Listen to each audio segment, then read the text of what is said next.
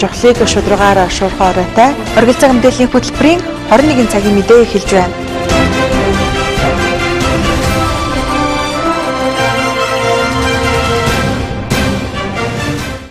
Үзэгч та бүхэнд арай амгалан айлтгая. За чухлыг шударгаар шуурхай өргөн нураатай Оргил цаг мэдээллийн хөтөлбөрийн 21 цагийн мэдээ эхэлж байна. Хүлээн авч үзнэ үү?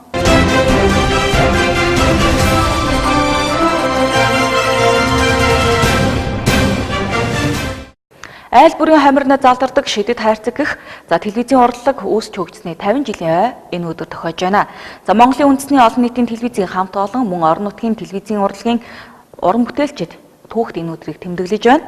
За Орхон аймгийн телевиз хэвлэл мэдээллийн хувьд улсдаа дээгүр байрт ордог баг бүрэлдэхүүн ажиллаж байгаа бөгөөд өнөөдөр орон нутгийн удирдлага үе үеийн уран бүтээлч, инженер техникийн ажилчдын хамт тус баярын өдрийг тэмдэглэн өнгөрүүллээ. Монгол улсад телевизийн урлаг үүссэний 50 жилийн ойн баярын арга хэмжээг Эрдэнэтийн хэвлэл мэдээллийн байгууллагын үе үеийн уран бүтээлч сэтгүүлчид, инженер техникийн арын албаныхан өвөрмөц онцлогтойгоор тэмдэглэж байна. За учир нь өнгөрөх 100 Орхон аймгийн Эрдэнэт хотын сэтгүүлч, уран бүтээлчдийн баг Монгол орны үзэсгэлэнт орнуудаар аялж фото сурвалжлага бэлтгэсэн нь энэ өдөр олонний хүртэл болсон юм а. Ойн арга хэмжээний үеэр Эрдэнэт таймс сэтгүүлийн аздан тодруулж аяллаа баг бүрэлдэхүүнээс хээрийн аялал зугаалгаар сурсан зүйлсээ танилцуулсан. За мөн аймаг орон нутгаас телевизийн салбарынхантай хаалтын гэрээгүйгээр чухал бодит мэдээллийг ард иргэдэд хамтран хүргэх телевизийн байгууллагын өнгө төрх цаашдын хөгжилд тус нэмэр болон ажиллахаа тодотхон мэдэгдсэн юм а. За энэ жилийн тухайд манай аймагт эфирийн 10 телевиз, 5 сонин, 5 портал мэдээллийн сайт идэвхтэйгээр тогтмол үйл ажиллагаагаа явуулж байна. 1967 оны 9 дугаар сарын 27-ны энэ өдөр бол манай Монгол улсын түүхэнд бас тэмдэглэлийн үлдсэн хамгийн сайхан өдөр. За энэ юу вэ гэхээр дууд үрсний гайхамшигыг монголчуудад бас таниулж эхэлсэн хамгийн анхны өдрөлтөө. Тэгэхээр манай орон нутагч гэсэн яг энэ 10 телевиз хувийн телевиз үүсгэн байгуулагдаад бас 20 гаруй жилийн түүхийг үздсэн байна. Тэгэхээр энэ Монгол улсад телевизийн урлаг үүсч байгуулсны 50 жилийн хагас 100 жилийн бас 20 гаруй жилд манай орон нутгийн сэтгүүлчид телевизийнхэн ажилласан байна. Тэгэхээр энэ бол бид бүгдийн баяр.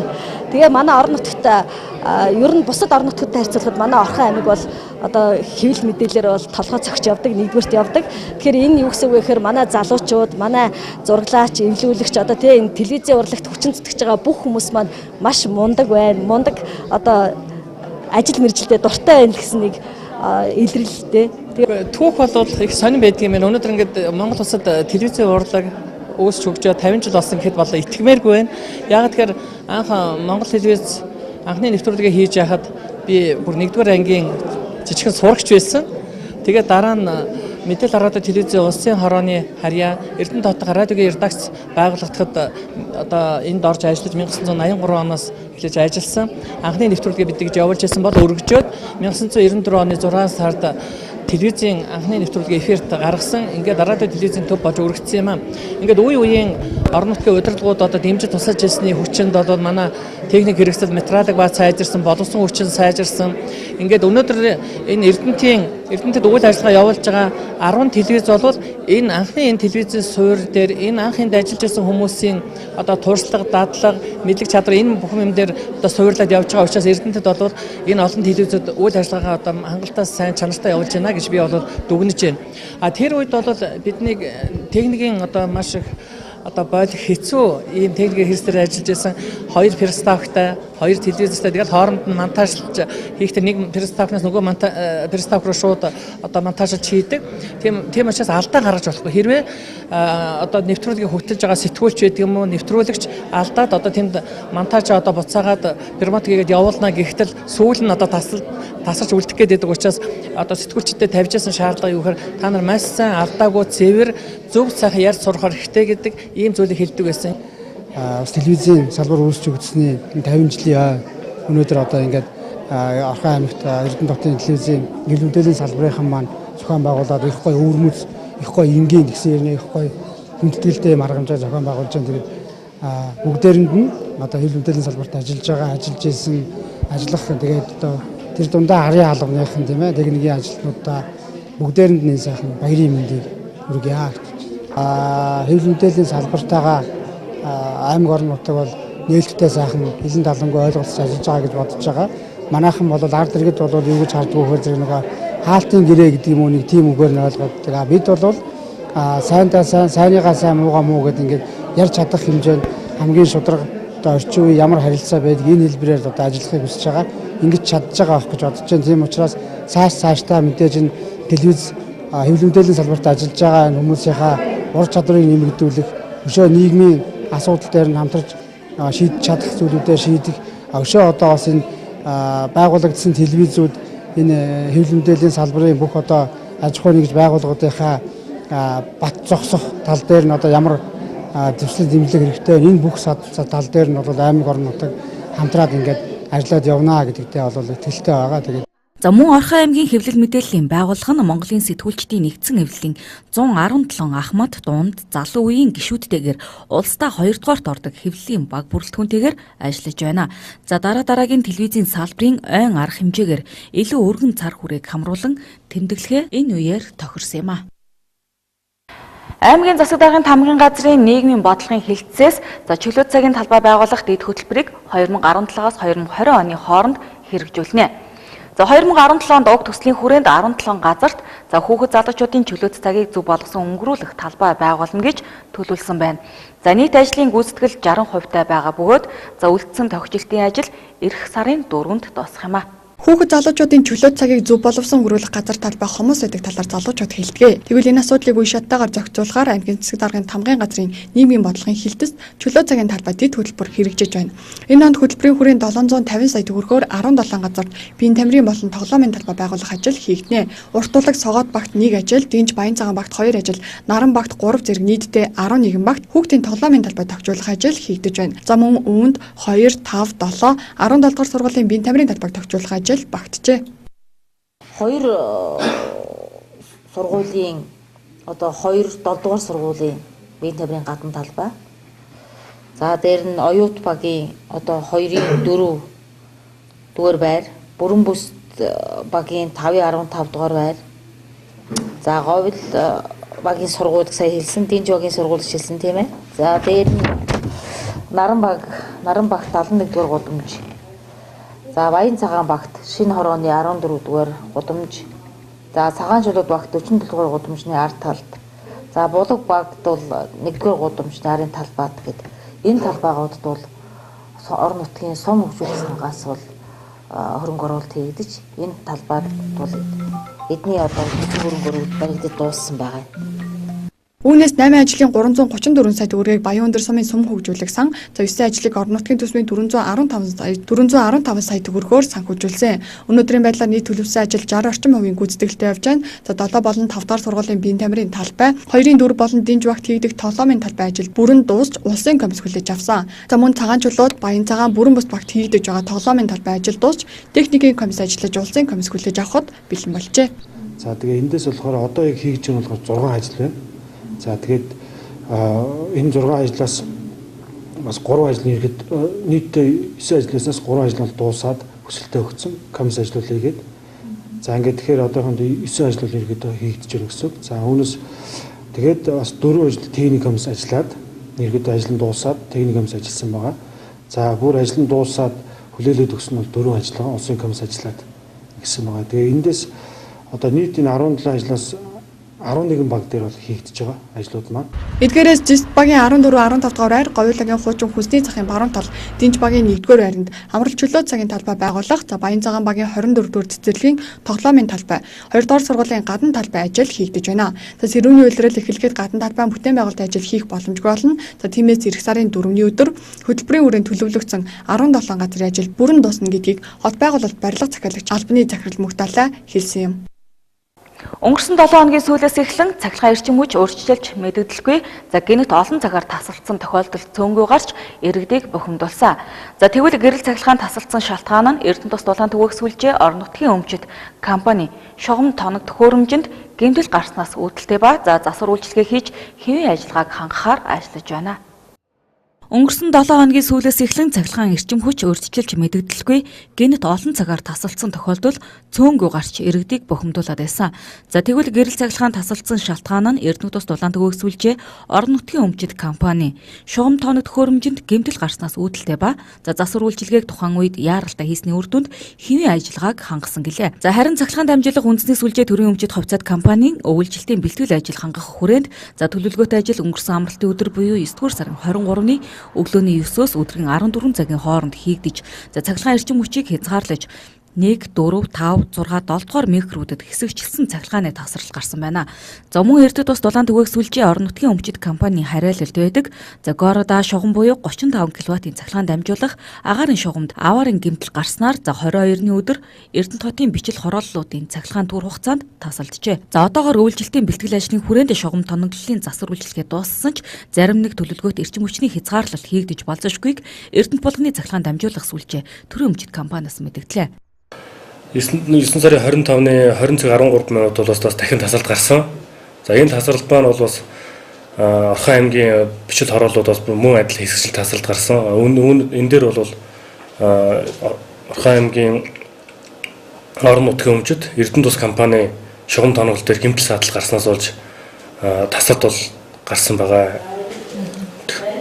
Одоо цаашдаа ер нь ийм тасралт гарах уу, шугам засвар хийгдэх үү? За шугам тоноглолын үйлчлэлтийн бэлтгэл ажил бол хангах ажлууд ерөнхийдөө манай компанид бол дууссан. Бусад одоо 2 компанийн ажлыг бол мэдэхгүй байна. Төлөвлөгөө тасалтууд бол яг төр зөөрийн тасалтууд бол гарах нь бол гарна. За мөн 9-р сарын 25-ны орой хотын төвийн 1, 4, 5, 6, 7 дугаар бичил хорооллуудад 20-22 цаг хүртэл за эрчим хүч тасалдсан. Энэ нь мөн л Эрдэнэ тус дулаан төгөөсүүлжээ орон нутгийн өмчит компани шугамд гэмтэл гарч за одоогоор засвар үйлчилгээг хийж байгаа гэсэн юм а. Яг өчтөй метр бол манай талбайтай гэмтэл гарсан. Манай ЦТП 200 тал 69 тал 2 дээр бол одоо оруулгын 3 кабель гэмтсэн байж байгаа. Энэ маань ерөнхийдөө манай байгууллага өвөлдөө Эрдэнэтийн цахилгааны ачааллыг 100% манайх өөрөө авч явдаг. Үүнтэй холбоотойгоор дөнгөж шилжилт хийгээд горимын тохиргоо хийж амжаагүй ажил 3 кабель тустай гарсан. Гэхдээ хамгийн их хугацаагаар бол 20 минутын тасалбал дууссан. Тэрнээс өмнөх тасалбал нь манай Эрдэнэ булганы цахилгаан түгээх сүлжээний захиалгаар Дэнж Эрдэнэгийн тэнд бол тогны хязгаарлалт бол төр хугацаагаар хийсэн. За өөр ялж явахгүй аварын байдал үүссэн тохиолдол бол гарч байгаа. Гэхдээ манай яг Эрдэнэ тусын харьяанд байгаа энэ цахилгааны шугам бол дандаа хос нөөц шугамтай байдаг. Тэр утгаараа бид нэгэнд гэмтэл гаргад нөгөөтэй сэргэн залах юм боломж манад бол хангалттай бий. Тэгэхээр зэрэг манай Эрдэнэ тусаас цахилгаанаар хангаж байгаа айл өрхүүд байгууллагууд бол ерөөдөө хязгаарлалт барахтай бол ордог. За цаашид эрчим хүчний тасалдалт гарахгүйг за Эрдэнэ тус дулаан төгөөсүүлжээ орон нутгийн өмчийн компаниас мэдээллээ. За ер нь шугам шүлжээг сайжруулахад ард иргэд гэрэл цахилгааны үр төлбөрөөр барагдуулан шаардлагатай тоног төхөөрөмж, урсгал засвар шинжилгээг хийхэд хувь нэмрээ оруулах шаардлагатай байгааг за энэ үеэр тус байгууллагын зүгээс дуулгасан юм. За өнөөдөр дэлхийн байгаль орчны өдөр тохиож байна. За энэ өдөр аймгийн байгаль орчин аялал жуулчлалын газраас 21 аймгийн шинжийг бүрэлдүүлсэн Хөх Монгол цогцлборыг сурагчдад сурчлан таниулах ажиллагааг зохион байгуулж байна. Дэлхийн нийтээр байгаль хамгаалал, дэлхийн дулаарал, уур амьсгалын өөрчлөлтийг сааруулах, дасан зохицох хүлэмжийнхийг бууруулахад төр засаг олон нийтийн анхаарлыг хандуулах, мөн байгаль орчны талаарх мэдлэг мэдээллийг дээшлүүлэх, дадал хэвшлийг суулгах, байгаль орчныг хамгаалахын төлөө хийж хэрэгжүүлсэн бүтэн жилийн үйл ажиллагаа сурчлан таниулах, байгаль орчинд ээлтэй үйлс хийхэд дэлхийн нийтийг чиглүүлэх зорилготойгоор за энэ өдрийг 1972 онд дэлхийн байгаль орчны өдөр болгон тунхаглан тэмдэглэсээр ирсэн. За энэ хугацаанд дэлхийн өнцөг булган бүрт байгаа нийгмийн бүхий салбарын төлөөлөл болсон байгууллага за хүн бүр нийгмийн өмнө хүлээсэн хариуцлагынхаа хүрээнд их дэлхийнхээ ирээдүйн төлөө байгаль орчиндөө ээлтэй үйл ажиллагаануудыг зохион байгуулсаар ирсэн юм а. За тэгвэл Орхон аймгийн байгаль орчны газраас байгаль орчныг хайрлан хамгаалах, их дэлхийгээ таниж мэдэх ач холбогдлыг таниулан сурчлах зорилготойгоор Хөх Монгол цогцлборыг ерөнхий боловсролын сургуулийн сурагчдад таниулах ажлыг зохион байгуулж байна. Хүүхдүүдийг бас ирж үзээсэй. Монголынхоо түүхтэй танилцаасаа 21 аймгийнхаа нөгөө дурсгалт газруудыг өшөө дурсгалуудыг бас миний хувилбараар нь түүхтэй ингээд сонсоод аваасай гэсэн тийм тэрийг хүсэж байна. Хүүхдүүдээс их тэгж ирж ингээд түүх соёлтойгоо танилцаач гэж бас хүсмээр байна. Манай аймаг бол одоо аялал жуулчлалын чинь бол ямар нэгэн нөөцөн дээр тулгуурч хөгждөг салбар тий байгалийн болон түүхийн соёлын гээд за газар нутгийн хэмжээг төв соёлын дурсгалтайгаа харьцуулаад манай аймаг бол харьцангуй үзмэр багтай. Гэхдээ бид нар бол тодорхой хэмжээний үзмрийг бүрдүүлэхийн тулд бол орон нутгийн зүгээс хөрөнгө оруулалт хийж томоохон цогцлоруудыг бол ашиглалтанд оруулж байгаа. За энэ цогцлорын нэг бол яалчгүй Хөх Монгол цогцлор байгаа. За Хөх Монгол цогцлор маань бол одоо яг 100% ашиглалтанд ороод бол үйл ажиллагаа нь бол эхэлж байгаа. За тэгээ ер нь бол энэ жилээс эхлээд одоо бид нэр хамтарсан төлөвлөгөө гаргаад ер нь Орхон аймагт ийм цогцлор байдгийн байна гэдгийг хамгийн ихний ээлжинд туршлага ажлыг бол зохион байгуулж эхэлж байгаа. За эх жилээс эхлээд бид нэр бол олон улсын үзэсгэлэн яарамт оролцох хамтарсан ивент арга хэмжээ зохион байгуулах зэрэг одоо олон ажлууд төлөвлөсөн явж байгаа. Би одоо 4 дугаар сургууль сурдаг. Ер нь бол энэ Хөх Монгол цогцлорыг үзэж байгааг урдна. Өнөөдөр үзэж байна. Их гоё юм байна. Сэтгэл хөндөр байна. За Орхон аймагт Хөх Монгол цогцлбор нь ашиглалтанд орон за аялал жуулчлалын за мөн музей түүх дурсгалын байгууламж зэрэг олон хэлбэрээр үйл ажиллагаа явуулж байна. За өдөр бүр тодорхой үн тарифын дагуу иргэдэд үйлчилж 21 аймгийн өвөрмөц онцлог за байгалийн сайхныг ард иргэдэд үзүүлэх түүх соёлын өв шинжийг шингээж өгсөн цогцлбор гэдгээрээ онцлогтой юм а. За 1976 онд Эрдэнэ төлөвлөрийг байгуулахад 21 аймгаас хүмүүс ирж суурьшиж Эрдэнэ хотыг бүтээн байгуулсан учраас за энэхүү 21 аймгийн онцлогийг нэг дор урлаж Хөх Монгол цогцлбор цэцэрлэгт хүрээлэн байгуулсан түүхтэй. За тийм ч учраас их дэлхийн байгаль орчны өдөр за энэхүү Хөх Монгол цогцлборыг за ерөнхий боловсролын сургуулийн сурагчдад таниулан сурчилж байна. 2017 онд Баян өндөр сумын төсөвт 17 дугаар цэцэрлэгийн галт тогооны тоног төхөөрөмжийг шинжилэхэд за 9 сая төгрөгийг тусгасан. За гисэн ч тоног төхөөрөмжүүд нийлүүлэгдэхгүй байсаар за хичээлийн шинэ жилдээ залгасан байна. За тиймээс тус цэцэрлэгийн удирдлага харьяабагийн төлөөлөгч Батүйлэгт хандсанаар за сумын удирдлагуудтай уулзсан зөвшөөрлөлтсөний үндсэн дээр за төсөвт тусгагдсан галт тогооны тоног төхөөрөмжийг өнөөдөр хүлээлгэж өгсөн байна. Төсвөн суужсан хэрнээ бараа материал нь ирдэггүй ажил нь хийгдэхгүй байх тохиолдол байна. Тодорхойлбол Орхон аймгийн 17 дугаар цэцэрлэгийн галт тогооны тоног төхөөрөмж шинжилгэхэд Баян өндөр сумын 2017 оны төсвөөс 9 сая төгрөг тусгасан ч тоног төхөөрөмжийн эрхөө хичээлийн шинжилтэд залгажээ. Тиймээс цэцэрлэгийн удирдлага за харьяалагдах уур хажимагаас аймгийн иргэдийн төлөөлөгчдийн хуралд сонгогдсон төлөөлөгчтэй хандсан байна. Тус багийн төлөөлөгч Батүйлэг сумын удирдлагуудтай уулзсан зөвшөөрлөсний үндсэн дээр төсөвт тусгагдсан галт тогооны тоног төхөөрөмжийг өчигдөр хүлээлгэ өглөө. За тус цэцэрлэгт хөргөгч 2 дугаар хоолны тогоо, махны машин, шарх шүүгээ зэрэг 4 тоног төхөөрөмжийг тулах тех компаниас нийлүүлжээ. 17 дугаар цэцэрлэг дээр энэ 17 оны хөрөнгө оруулалтаар Баян өндөр сум дээр тавигдсан хөрөнгө оруулалтын төлөвлөгөөнд бол 17 дугаар цэцэрлэгийн галт тогооны тоног төхөөрөмжийг солихоор байсан. За энэ ажил бол намайг энэ сургууль цэцэрлэгийн бэлтгэл ажилтай шинэ хичээлийн жилийн бэлтгэл ажилтай танилцах явцад бол энэ хөрөнгө оруулалтын ажил хийгдээгүй худалдаа авахтнал нь бол явагдаагүй байсан. За тэгээ энэ асуудлаар би Баян өндөр сумын засаг дарга ганц огттой уулзаж уцаар ярьж ингээд хөөцөлсөний хүчинд өнөөдөр ингээд гэрээ хийгдээд энэ компани өчигдөр энэ бараа бүтээгдэхүүнийг нийлүүлээд өнөөдөр ухсараад ингээд хүлээлгэж өгч байгаа юм байна. За тэгэхээр миний хувьд бол энэ уур хачин багт ажиллаж байгаа нийт 5 цэцэрлэгийн ер нь энэ галт тогооны асуудал, агаар жуулт одоо энэ цэцэрлэгүүд сургуулиудад тавигдж байгаа асуудлыг бол аль болохоор боломж байвал шийдчихийгээд ингээд шийдвэрлээд явж байгаа. Тус цэцэрлэг нь 280 хүүхдийн хүчин чадалтай ч 460 хүүхэд хүлээн авсан. 460 хүүхэд өдрийн 4 ээлжийн хоол бэлтгэхэд цэцэрлэгийн галт тогоо ачаалттай ажилдаг. Цэцэрлэг ашиглалтанд ороход зэрэг ашиглалтанд орсон тоног төхөөрөмжөнд ажиллахгүй байгаагаас үүдэн хоол хоцрох тохиолдол гардаг байна. За тиймээс эдгээр тоног төхөөрөмжийг шинжилснээр тоогооч нарын ачаалал бурж хүүхдүүд цагтаа халуун холоор хангагдах боломжтой болж байна. Манай цэцэрлэгийн хувьд одоо 360-аас 380 хүүхэд одоо хүлээж авч байгаа.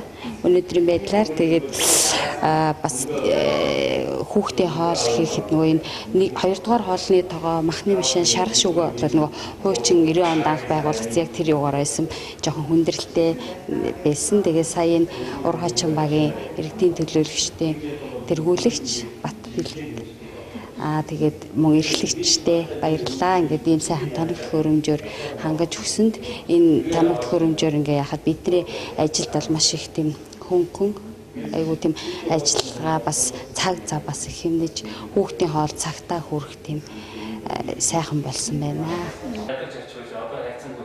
Шинээр нийлүүлэгдсэн цахилгаан тоног төхөөрөмж 3 сарын хугацаанд үнгүй сольж өгөх бөгөөд за 1 жилийн хугацаанд ашиглагчийн буруутай үйл ажиллагаанаас бусад тохиолдолд эвдрэл гэмтлийг нийлүүлэгч компани үнгүй засварлах үүрэгтэй. За ингэснээр тус цэцэрлэгийн галтгооны тоног төхөөрөмж бүрэн шинжлэгдэж байна. За мөн тус цэцэрлэг сургалтын үйл ажиллагаа явуулахад тулгарч байгаа нэг асуудал нь засварын ажил байгаа.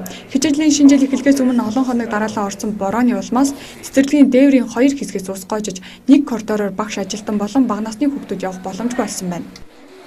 Хичээлийн жил эхлэхийн өмнөхөн олон хоногийн үргэлжилсэн борооны улмаас бас цэцэрлэгийн 2 хүзүүвчний дээврээс маш их хэмжээний ус орж бас аварын байдал үүссэн байж байгаа. Тэгээ энэ асуудлаа бол аймгийн удирдлагууд болон уур хажин багийнхаа иргэдийн урлын төлөөлөгч, тэргүүлэгч нартаа бол уламжилж тэгээ энэхүү асуудлыг бол маш хурдан хугацаанд шийдвэрлэж өнөөдөр бол засварын ажил хийгдэж байна. За засварын ажил маань одоогийн байдлаар 2 хүзүүвчний дээвэр бол хийгдчихсэн. Дотор засал нэг хүзүүвч дээр бол хийгдэд явж. Засварын ажлыг бол очиртон гэдэг компани хийж байна. За засвар бол өчигдөр захирагчийн албанаас бас хяналт хийсэн байж байгаа. Тэгээ засварын ажил бол яг хугацаанд чанартай маш сайн гүйцэтгэж байна гэсэн үнэлгээ өгöd явсан байна. Засварын ажил эх 7 хоногт дуусч сургалтын үйл ажиллагаа явуулах хүүхдүүдэд хүлээн авахд хүндрэл учрахгүй болно гэж 17 дугаар цэцэрлэгийн эрхлэгч хэллээ. За өнөөдөр хөтөлбөр халамж үйлчлэгээний газраас ажил эрхлэлт ба ажил олгогчийн хамтын ажиллагааны сургалтыг Орхон аймгийн хүнс хоол үйлдвэрлэлийн чиглэлийн 45 аж ахуй нэгжийг хамруулан зохион байгууллаа. За аж ахуй нэгжид хөтөлбөр эрхлэлтийг дэмжих сангаас олгодог ажил олгогчийн урамшуулалт хэрхэн хамрагдах болон хөтөлбөр нийгмийн 3 талт хэлэлцээрийн талаарх мэдээллийг өгсөн юм а. Өнөөдөр хөтөлбөр халамж үйлчилгээний газраас хөтөлбөр эрхлэлт ба ажил олгогчдын хамтын ажиллагаа сургалтыг Орхон аймгийн хүнс хоол үйлдвэрлэлийн чиглэлийн 45 аж ахуй нэгжийн захирал менежерүүдийг хамруулан зохион байгууллаа.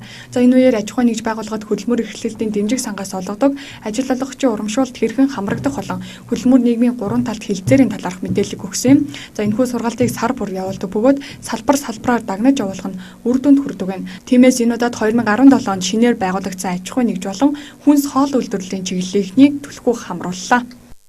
Энэ сургалтын онцлог давуу тал юу байгаа вэ гэхээр ерөөхдөө бол одоо энэ Орхон аймагт хүнсний чиглэлээр үйлдвэрлэлийн үйлчилгээ явуулж байгаа аж ахуй нэгжүүд болон яг 17 онд шинээр байгуулагдсан аж ахуй нэгж байгууллага хоол үйлдвэрлэлийн чиглэлээр үйл ажиллагаа явуулж байгаа байгууллагуудаа үйлдвэр дээрх сургалтыг хэрхэн зохион байгуулах вэ?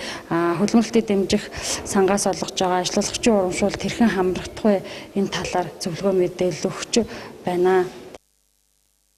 Сургалтанд ажил олгогч эзэдийн нэгдсэн холбооноос оролцож хөтөлбөр нийгмийн 3 талт хэлэлцээрийн талаар мэдээлэл өглөө. Тус хэлэлцээрийн зүйл залтад ажил олгогчдын санал бодол тодорхой туснаар олон талын ач холбогдолтой. За тодорхойлбол хувийн эвслийн санаа бодлыг төр захиргааны байгууллагад хүргэх, нийгмийн асуудлыг шийдэхэд тустай. Сургалтын үеэр өнөөдрийн нийгэмдэх ажлын байрны эрэлт нийлүүлэлтийн зөрүүтэй байдлын талаар хэлэлцлээ. Орхон аймгийн ажил олгогч эзэдийн холбоо судалгаагаа үзэхэд Эрдэнэт хэвсгэгтэл энэ судалгаагаар 100 нэхэгч шаардлагатай байна гэсэн мэдээлэл өгсөн байхад энд одоо 2 мэсвэт ажиллаж байгаа Эрдэнэт Орхон аймагт 2 мэсвэтэд одоо энэ эрэлт хэрэгцээг бэлтгээд өгөх тийм боломж гарцыг л судалж энэ ажлал хооронд нь уялдуулж өгөх энэ шаардлагатай болсон байна гэдгийг л харуулж байна л да. Нэг л жишээ дурдхад тэгэхээр мэсвэтийн асуудлыг одоо Орхон аймгийн удирдлагууд ажил олгогч эзэдийн холбоо 3 талт хэлэлцээрт хамтран ажилладаг бусад байгууллагууд авч үзээд одоо орон нутагта 2 мэргэжил сургалт үйлдвэрлэлийн төв 2 мэргэжил сургалт үйлдвэрлэлийн төвөө энэ ажлын байрны элд хэрэгцээтэйгээ хэрхэн нийцүүлж зохистой одоо оновчтой гарцыг олох вэ гэдэг асуудлыг л шийдэх нь чухал юм байна гэж ойлгож байна. Мөн аймгийн засаг даргын санаачилсан эрдэнэчүүдтэй хайртай нэг хүн нэг ажлын байр санаачилгын хүрээнд хөтөлбөр халамж үйлчилгээний газарт ажилгүй иргэдийг бүртгэж судалгаа гаргаж байна. Судалгаанд хамрагдсан мэргэжилтэй иргэдийг өнөөдөр сургалтанд мөн хамрууллаа. За харин мэргэжилгүй иргэдийг үйлдвэр дээрх 20% онол, 80% дадлаг голчлох сургалтанд хамруулан мэргэшүүлнэ. Сургалтын зардлыг хөтөлбөр эрхлэлтийг дэмжих сангаас олгох бөгөөд сургалтын хугацаа чиглэлээс хамаарат 3-аас 6-7 хоногтой өөр байх юм. Намын хайлтан компани за 25 жилийн ойгоо ухтан худалдаа өгчдийн дунд хурд 125 урамшуулалт аян зарлаж сар бүр 5 азтанд тодруулж байгаа. За энэ сард Эрдэнэт хотоос иргэн наран цэцэг азтангаар тодорсон бөгөөд за өнөөдөр урамшууллаа авлаа. За тэрээр 2 минутын хугацаанд 3 сая төгрөгийн бараа бүтээгдэхүүнийг цуглуулan авсан байна. Сар ирсэн үндэсний сүлжээ дэлгүүр номин 25 жилийн хүрээнд хурд 125 секунд суглаад худалдаагаа өнгөрсөн 4-р сараас эхлүүлсэн. Сар бүр 5 азад нь тодорч 125 секундын дотор номингийн салбараас хүссэн бараагаа үнэгүй авах олгодог тус суглаад худалдаанд Эрдэнэт хотоос аздан тодорлоо.